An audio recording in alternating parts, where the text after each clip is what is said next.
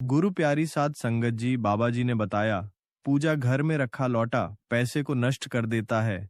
भूल कर भी यह गलती ना करें, वरना पूरा घर हो जाता है बर्बाद। जी हाँ, मंदिर में रखा हुआ लौटा जल क्यों इतना महत्वपूर्ण है और उसे किस सही तरीके से उपयोग में लाना चाहिए। साथ ही हम यह भी जानेंगे कि मंदिर में लौटा किस धातु का होना चाहिए, क्या पीतल, तांबा या कुछ और। कई लोग इस बारे में अनजाने में गलतियां कर देते हैं और बाद में उन्हें पछताना पड़ता है। इस वीडियो में हम आपको बताएंगे कि इन गलतियों से कैसे बचें, क्योंकि इससे नुकसान हो सकता है। मंदिर में रखा एक लौटा जल हमेशा सही तरीके से रखना चाहिए। साथ ही साथ बाबा जी ने बताया कि घर का दीपक क्या आपको तांबे का, लोहे का, पीतल का, कांसे का, स्टील का या मिट्टी का दीपक रखना चाहिए। सही दीपक का चुनाव ना करने पर भी घर में परेशानियां आ सकती हैं और दीपक की बाती का चुनाव भी जरूरी है। क्या कच्चा कलावा ठीक है या फिर रुई या सूती धागा सही रहेगा।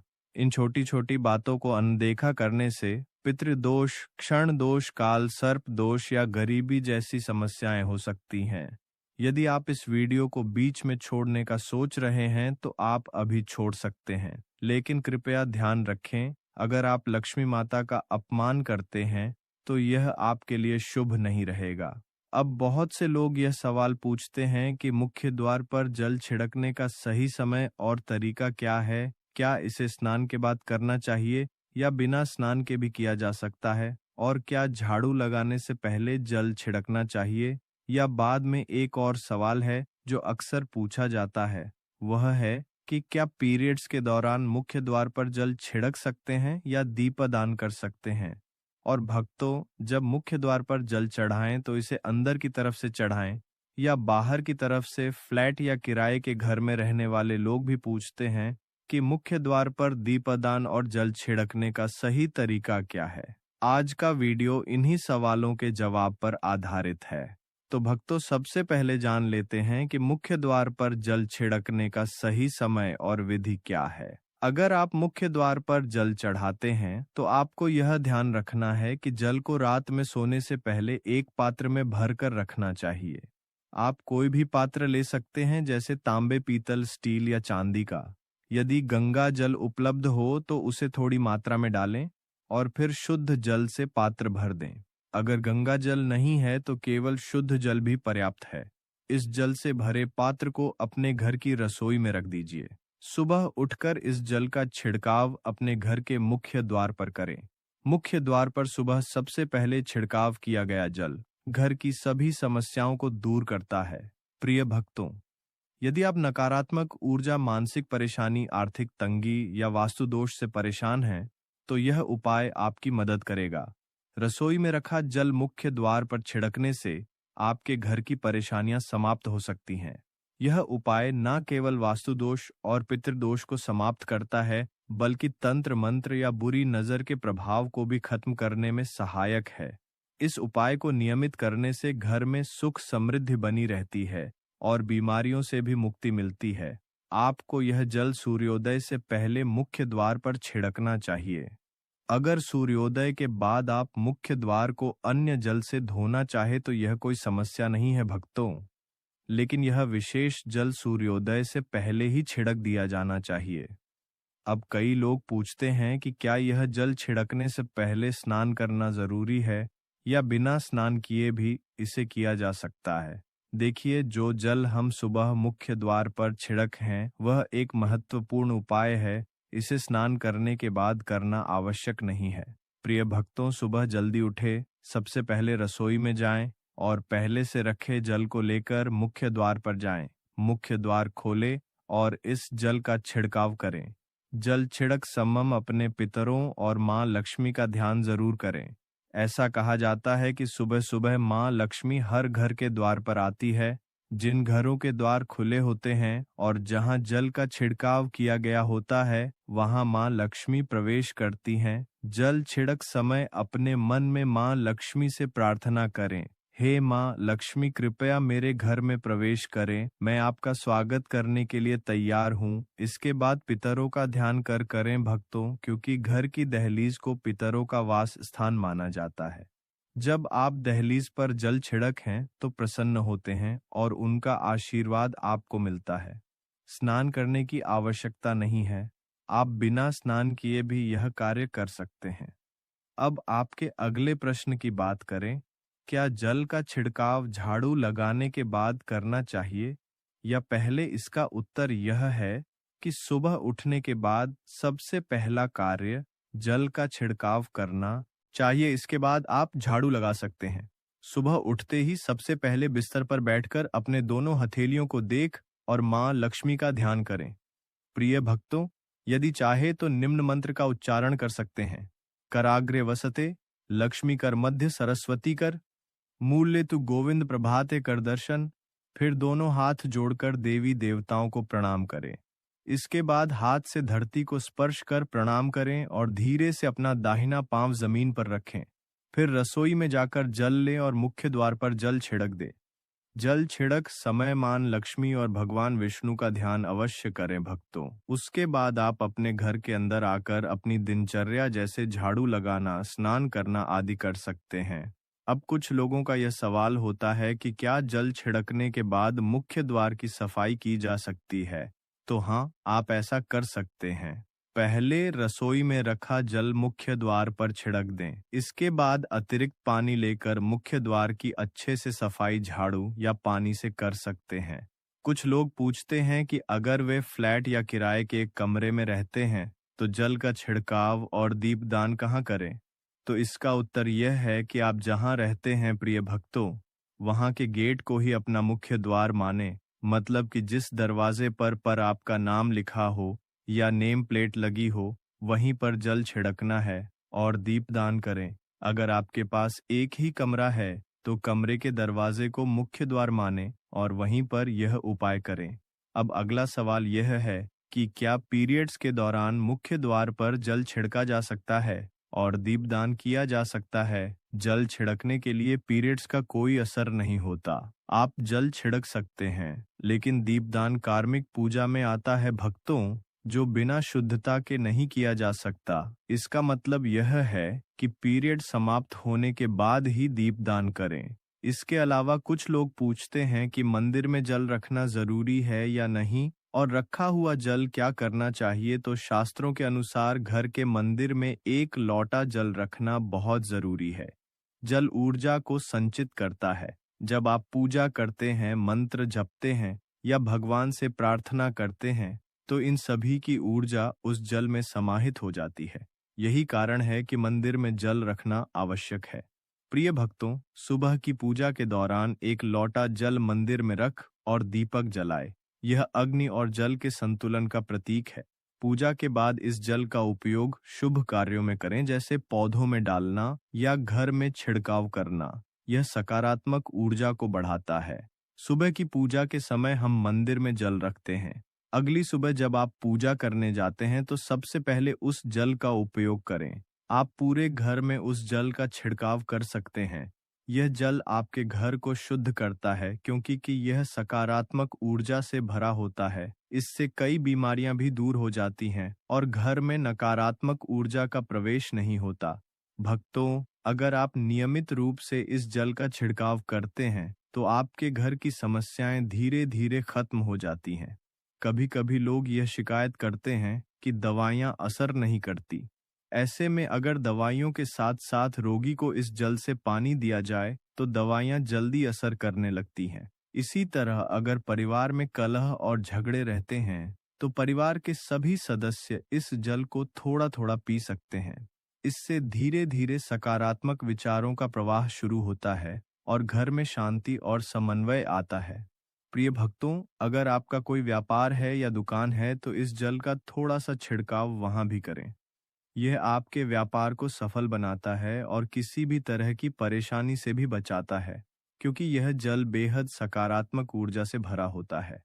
अब हम बात करते हैं कि घर के बाहर और अंदर दीपक जलाने के क्या फायदे हैं। खासकर घर के बाहर दीपक जलाने से जो 5 बड़े फायदे होते हैं, वह आपको चौंका सकते हैं। भगवान की पूजा में दीपक जलाने का महत्व तो सभी जानते हैं।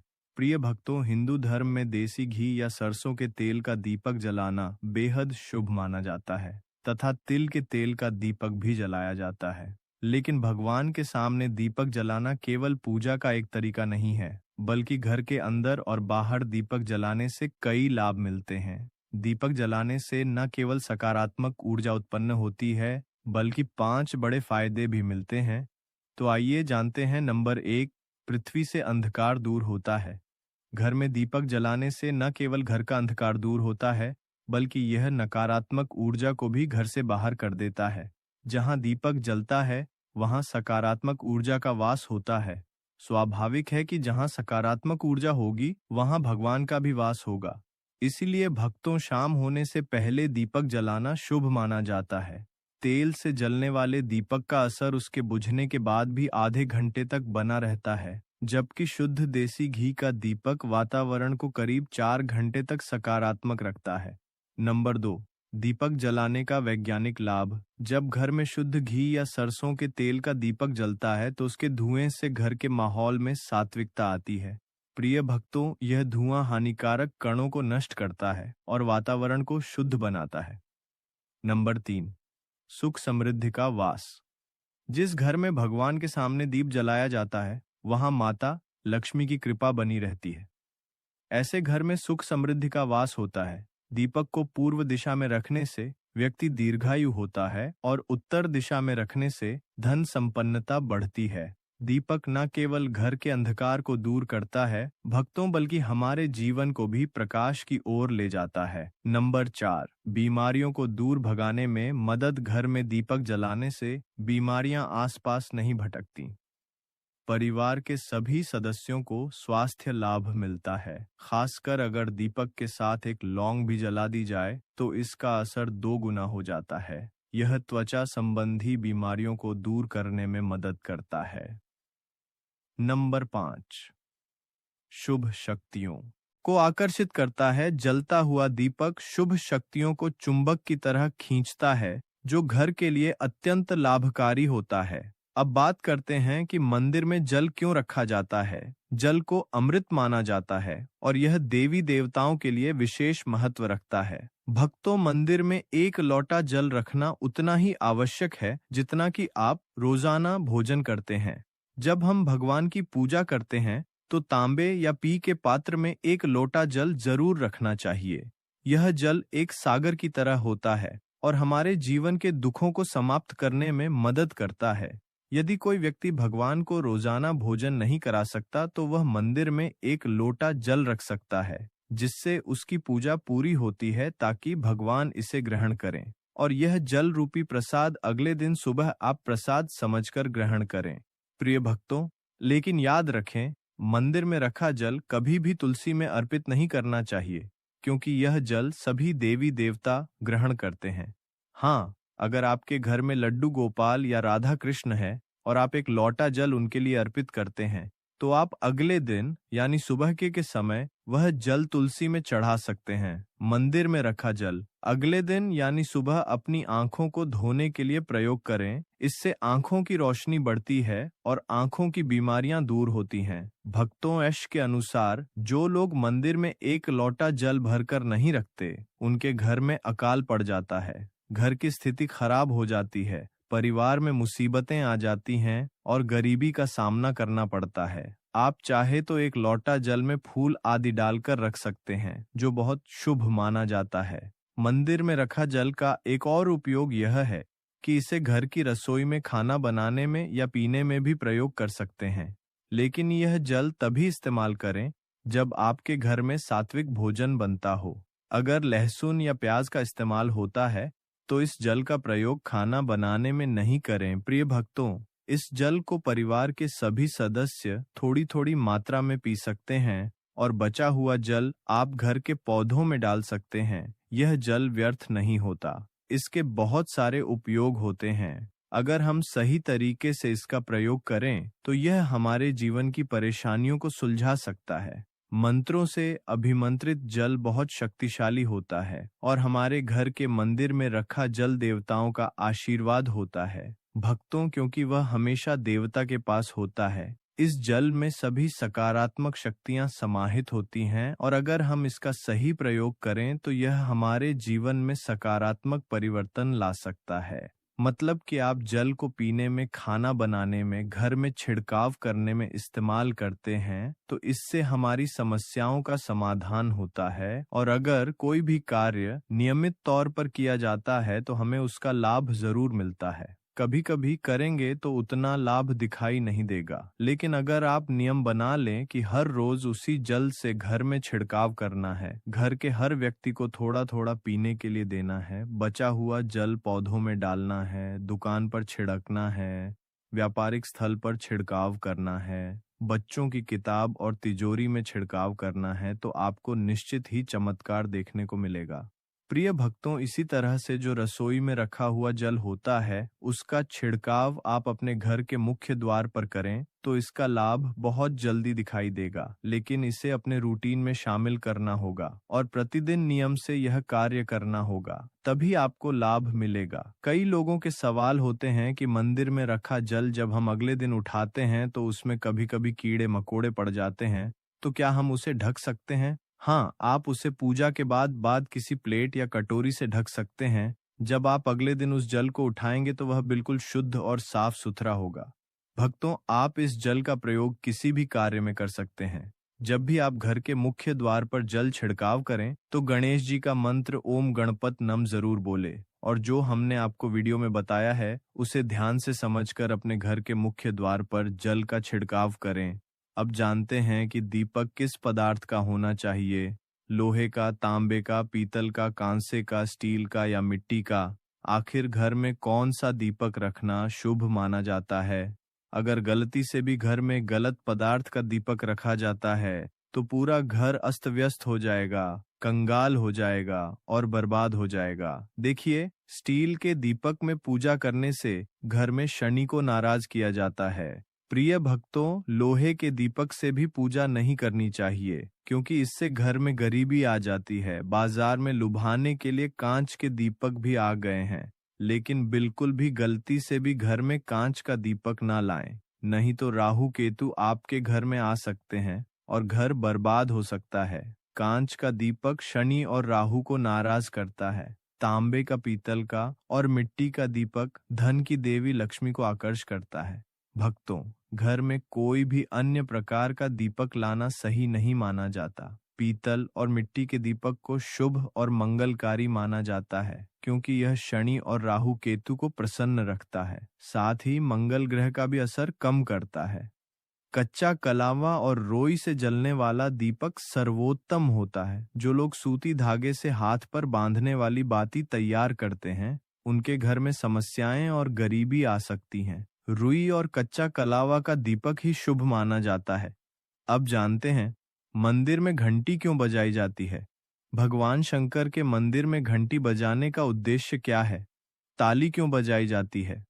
प्रिय भक्तों, शास्त्रों के अनुसार जब भी आप मंदिर या घर में घंटी बजाते हैं तो शिव महापुराण, लिंग पुराण और विष्णु पुराण में कहा गया है कि घंटी का नाद करते ही जितने तीर्थ हैं, साधक जो साधना कर रहे हैं, जप और तप हो रहे हैं, जितने दान किए जा रहे हैं, उन सभी का पुण्य फल उस समय आपके खाते में जमा हो जाता है।